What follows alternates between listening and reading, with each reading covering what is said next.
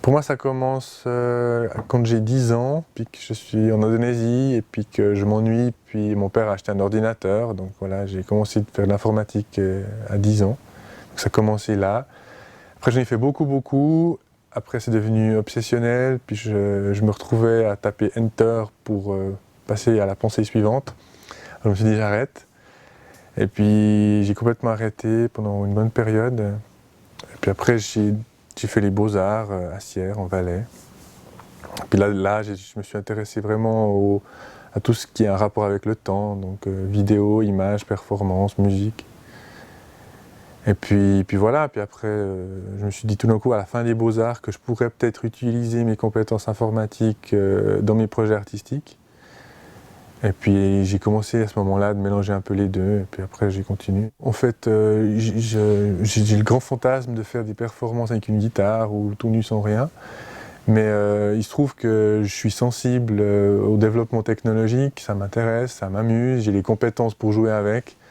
Donc c'est un petit peu là que c'est mon terrain de jeu actuel. Je pense que c'est juste des outils qui sont très présents dans notre quotidien, et puis que c'est aussi intéressant de parler de notre rapport avec ces outils. Donc pour moi c'est vraiment une espèce de relation que j'entretiens avec ces objets technologiques, et puis du coup je parle de la relation, et j'utilise la relation pour faire des choses. Et là, on est justement sur la thématique du jeu dans cette exposition du manoir.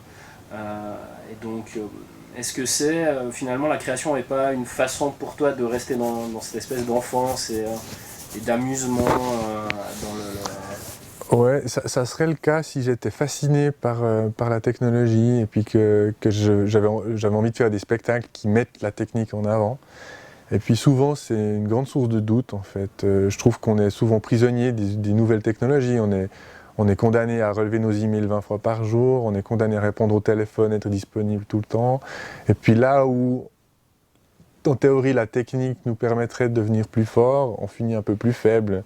Puis c'est vraiment cet aspect qui m'intéresse. Et puis je cherche toujours le moment où, grâce à la technique, on va pouvoir devenir vraiment plus fort. Tout d'un coup, on ouvre sur une plus grande expressivité. Moi, j'ai vraiment un peu une double casquette, quoi. Donc d'un côté, je crée des outils, puis de l'autre, je suis vraiment sur scène comme performeur. Et puis là, c'est vraiment...